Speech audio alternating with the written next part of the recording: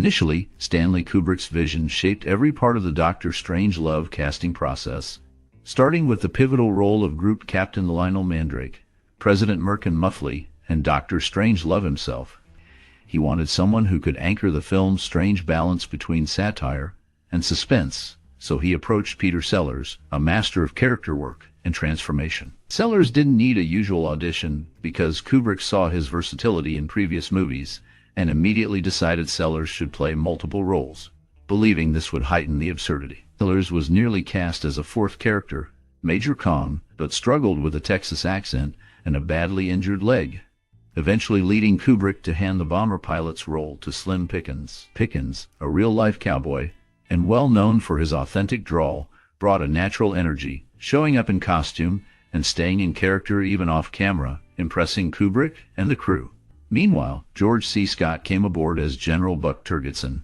Kubrick wanted Scott for his intensity, but also insisted on exaggerated, comedic takes to add to the film's farcical edge. Scott initially resisted these directions, later claiming Kubrick tricked him into giving such an over-the-top performance, but his larger-than-life approach gave Turgidson surprising depth. Sterling Hayden, fresh off retirement, was asked to return as General Jack D. Ripper after Kubrick remembered his stoic presence from their earlier film The Killing. Hayden's imposing style captured the paranoid, fanatical general perfectly without much need for further testing. Kubrick's careful choices and the chemistry between actors became apparent during initial script readings as Sellers riffed off Scott, Pickens, and Hayden, encouraging spontaneous energy and natural humor. Even supporting players like Keenan and Wynn were selected for reliability and subtle comedic timing. Kubrick rehearsed his actors extensively, but often shot dozens of takes, always seeking that perfect balance between sincerity and satire. Through this hands-on approach, Kubrick shaped not only individual performances but a collaborative atmosphere, letting the cast breathe life into what would become one of cinema's most recognizable ensemble efforts, with each actor's unique strengths leveraged in ways that made the film so memorable. Instead of approaching Dr. Strangelove as a straightforward thriller about nuclear war, Stanley Kubrick saw the madness and the logic behind military power. He shifted the story from tense suspense to dark, biting satire, drawing inspiration from absurdist writers and political cartoonists. He aimed to make the threat of nuclear annihilation both terrifying and hilarious. Kubrick was deeply involved with every detail, insisting on precise sets like the war room, which he designed as intimidating and surreal. He often asked for dozens of takes from actors, searching for the perfect mix of sincerity and humor. With Peter Sellers playing several key roles, Kubrick encouraged improvisation, allowing Sellers to push the boundaries of each character. The director's fascination with power, bureaucracy, and human folly shaped every scene, making the film as much about personalities as about politics. He worked closely with cinematographer Gilbert Taylor to create stark black and white images, inspired by German expressionism, that intensified the feeling of impending doom and absurdity. Kubrick challenged the cast and crew to question authority, to play up the contradictions within their roles, and to treat the most dangerous situations as if they were ordinary, making the comedy emerge naturally from horrific circumstances. In editing, he cut away anything that softened the film's impact, leaving only the sharpest moments of irony and paranoia. Released in 1964, Dr. Strangelove, or How I Learned to Stop Worrying, and Love the Bomb is a black comedy that turns the fear of nuclear war into something both funny and scary. The film's story follows a group of military and political leaders as they try to stop a nuclear disaster accidentally set in motion.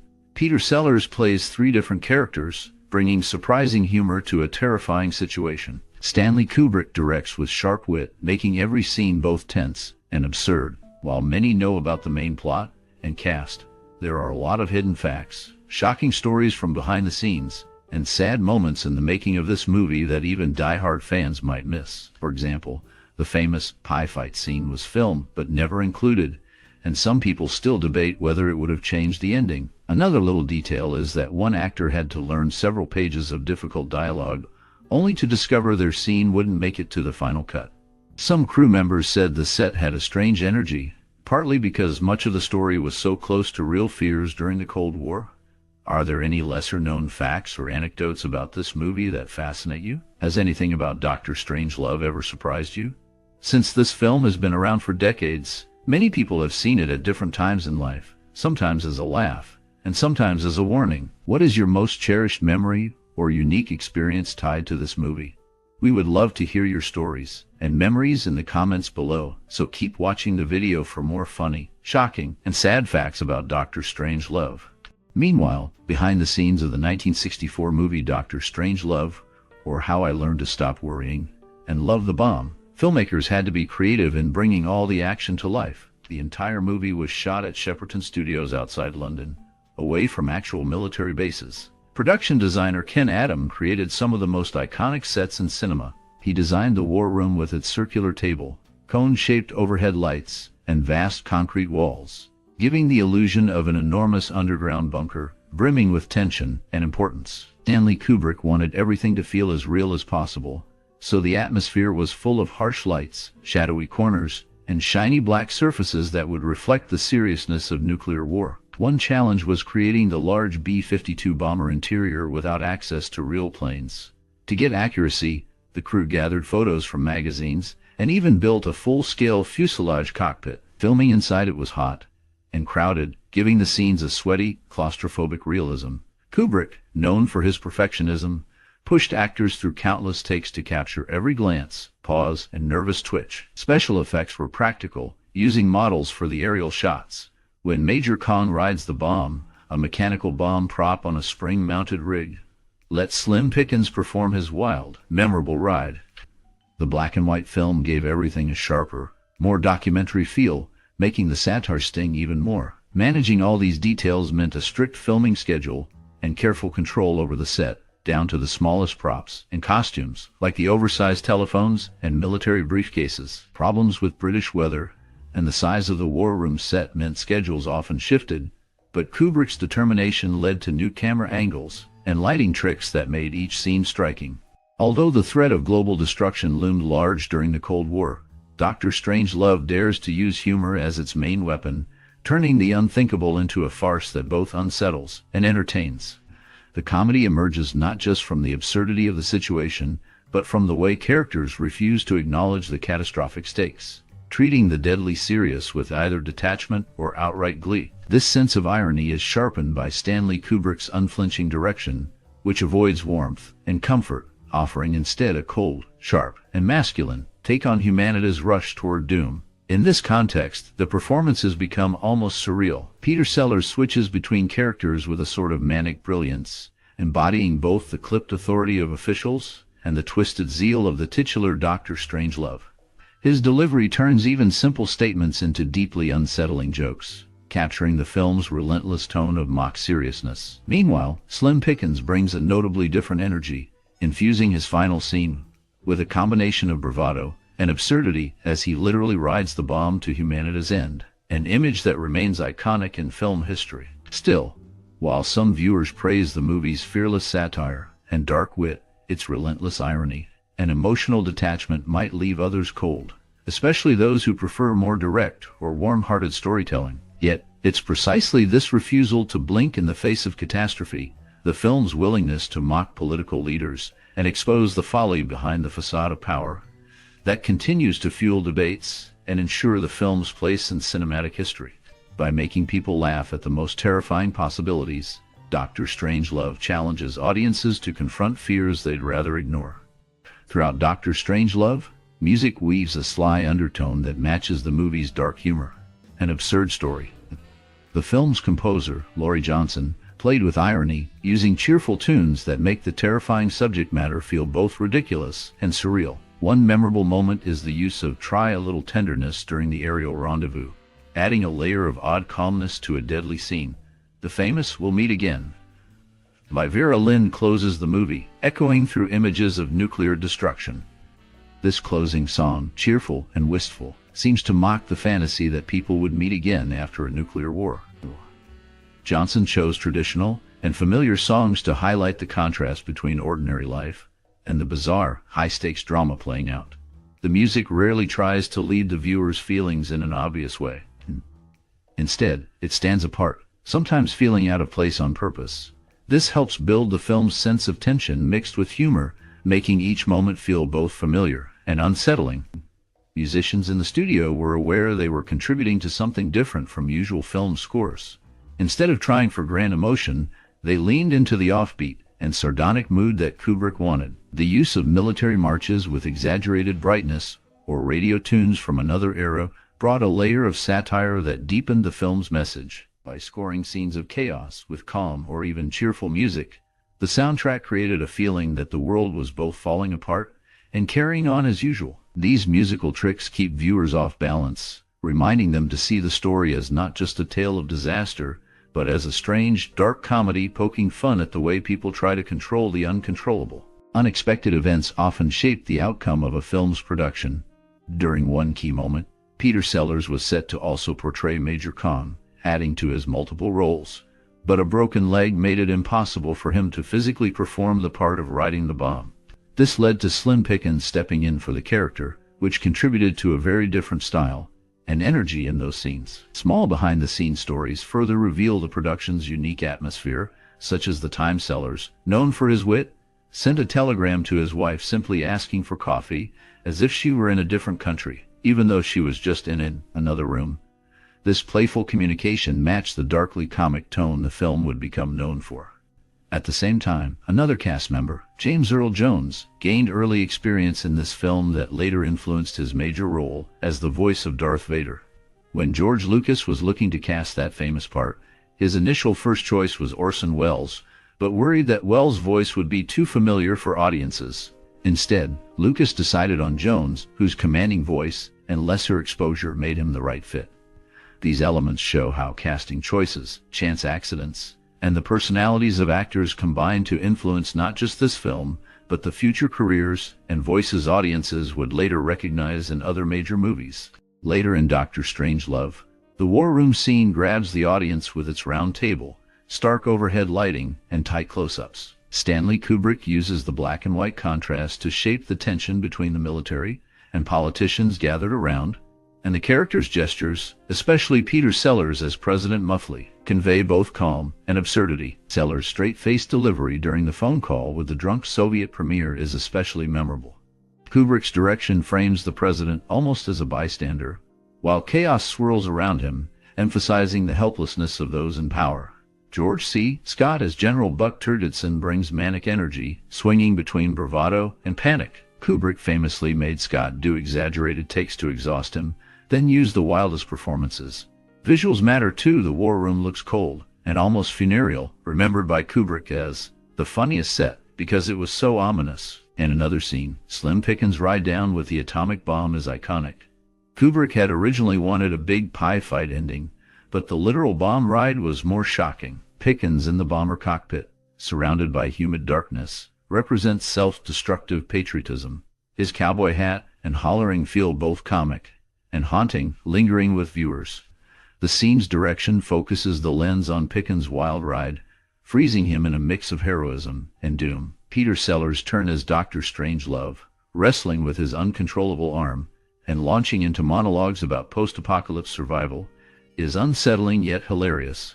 Sellers improvised much of this, amplifying the darker humor. Critics and filmmakers since have pointed to these moments as the perfect blend of absurdity and menace, with Kubrick's camera often pulling back at just the right moments to make the powerlessness of the characters clear. The effect is disconcerting and prompts both laughter and anxiety, echoing Kubrick's intent to capture the inherent madness of military logic. These scenes have continued to loom large in cinema history because of their tightly choreographed performances, inventive camera work, and an atmosphere that stays with viewers long after the credits roll. During production, George C. Scott struggled with his temper and drinking, which sometimes led to violent incidents off-set. In one severe case, while working on a later film, his outburst resulted in physical harm to fellow actor Ava Gardner, leaving her injured for part of the shoot. On set, director Stanley Kubrick needed to find ways to manage Scott's unpredictable behavior. Kubrick, a top-level chess player, used their matches to gain Scott's respect by repeatedly defeating him, which helped keep tensions in check. Over time, cast members went on to connect in new projects, as seen when Sterling Hayden and Keenan Wynn later worked together again in a film released several years after their collaboration in Kubrick's project. The environment on set could be tense due to strong personalities, but Kubrick's strategic handling of Scott and the camaraderie between actors allowed the production to move forward despite the challenges. Meanwhile, in 1964, Dr. Strangelove, or How I Learned to Stop Worrying, and Love the Bomb made a huge impression on audiences living in the shadow of the Cold War. The movie used dark humor and absurd situations to show the dangers of nuclear war, and this approach stood out from the usual scary or serious stories about atomic bombs. People laughed while also thinking deeply about real fears, since the movie poked fun at leaders and experts trusted to protect the world. Funny lines and characters stuck with people, changing how they talked about politics and weapons. The image of the mad scientist, Dr. Strangelove, made people notice how strange the arms race had become. The film helped shape public conversations about peace, science, and the possibility of world-ending mistakes, often leading to debates on TV and in classrooms. Phrases like, "the doomsday machine" entered regular speech, and the silly, over-the-top leaders in the movie became points of reference in later shows, cartoons, and news reports. The film influenced other movies and writers, inspiring more stories to question authority and warn about technology used without care. Over time, Dr. Strangelove made it easier for people to discuss hard subjects with a bit of humor, helping society look honestly at the risks of war, while still finding ways to laugh at the confusion and misunderstandings of real life. As the film unfolds, the layers behind the dark comedy become more noticeable. Peter Sellers, known for his humor, actually had a troubled private life. As highlighted in Roger Lewis' biography, Sellers played several roles in the movie, and this range reflected the depth and complexity of his personality beyond his otherwise comic image. Meanwhile, filming saw unexpected moments. In the war room, George C. Scott, portraying General Turgidson, accidentally tripped and fell but recovered so smoothly that director Stanley Kubrick kept the shot, thinking it captured the character's energy. This moment adds a touch of spontaneous realism that blends into the film's otherwise careful structure. Music also plays a significant role. Laurie Johnson's score, which adapts When Johnny Comes Marching Home, starts about 10 minutes into the story, just as Major Kong puts on his cowboy hat and begins the flight toward the bombing target. The music continues without pause through all the B-52 scenes, shaping the mood and underscoring the tension. It replaces other traditional background music, appearing only along with the opening credits, a snapshot of big band music from a radio, and will meet again in the film's last moments.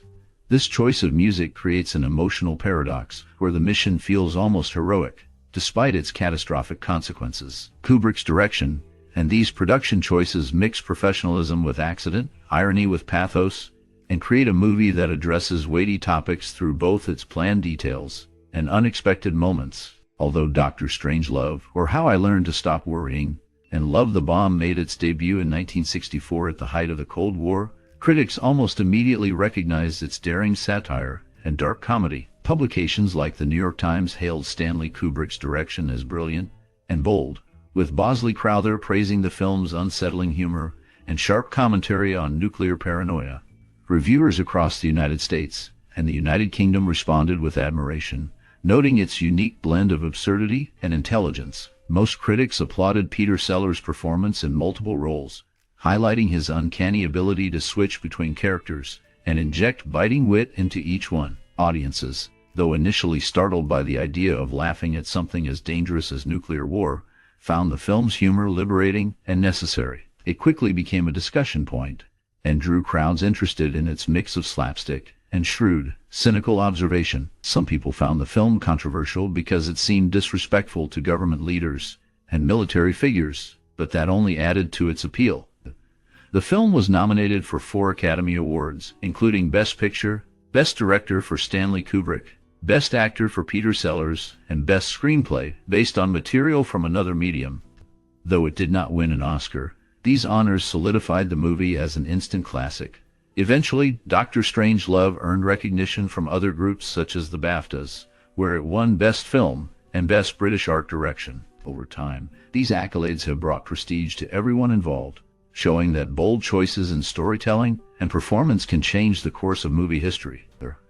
The recognition secured Kubrick's reputation as a visionary director and cemented Peter Sellers as one of cinema's most versatile actors. Even decades later, the film remains a touchstone in discussions about both comedy and political cinema, studied for its craft and still watched for its unique voice. and the way it invites viewers to think critically about the issues it mocks. First, this satirical film holds a special spot in the Criterion Collection as Spine number 821, highlighting its recognition in cinema history.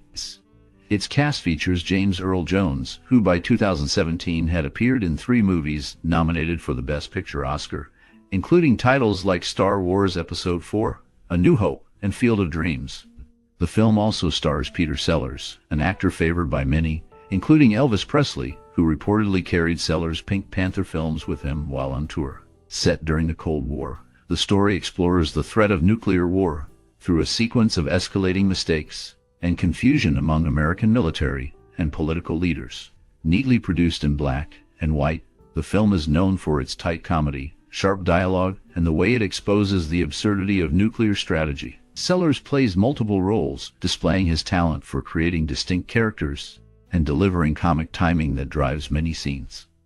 The sense of chaos intensifies as a rogue officer orders a nuclear strike, and a group of leaders and experts scramble to stop the impending disaster. Slim Pickens, who plays a major, delivers a legendary moment riding a bomb, adding to the movie's memorable imagery.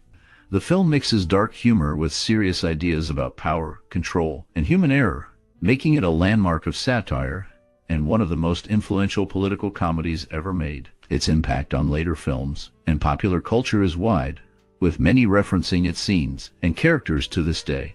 During production, things often veered into the unexpected, adding to the film's legendary status. Peter Sellers was initially cast to play 4 roles, juggling multiple accents and personalities. While shooting, he improvised much of his dialogue, which led to some genuine reactions caught on camera. The famous scene where Dr. Strangelove's gloved hand tries to strangle him was not in the script.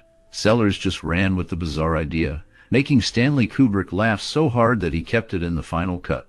Kubrick, known for his perfectionism, demanded multiple takes of nearly every scene, sometimes frustrating the cast, but leading to unforgettable moments. George C. Scott, who played General Buck Turgidson, showed a much more comedic side than in his usual roles. Kubrick tricked him into giving exaggerated performances by pretending certain takes were just rehearsals. Scott later admitted he was shocked at seeing his over-the-top expressions in the finished film, but acknowledged their impact.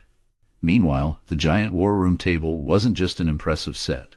It was actually covered in green, felt to look like a poker table, a subtle jab at the high-stakes game of nuclear deterrence. The food fight scene, planned as a wild ending, never made it to the final cut due to the shift in tone, but its energy lingered on set for days, giving cast and crew plenty of laughs.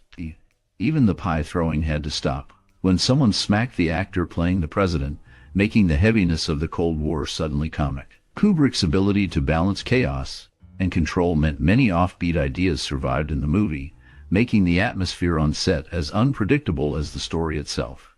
Meanwhile, Dr. Strangelove, or How I Learned to Stop Worrying, and Love the Bomb has become one of the most memorable films in history, with its powerful satire on nuclear war and Cold War tensions. Ever since its release in 1964, people have watched it not just for its story, but also for its unique way of mixing comedy with the very real fear of nuclear disaster. Director Stanley Kubrick used dark humor, sharp dialogue, and bold ideas that set a new standard for how movies could tackle serious political subjects while still being deeply entertaining. As a result, filmmakers began to see how comedy could challenge powerful leaders and question the status quo. The performances, especially Peter Sellers playing several different characters, showed how one actor's skill and energy could shape a film's tone. Over time, this movie influenced many other works that combine political commentary with black comedy, such as Wag the Dog, Dr. Strangelove's sense of style, and daring also showed future directors that films could make fun of authority, explore complicated issues, and still reach a large audience.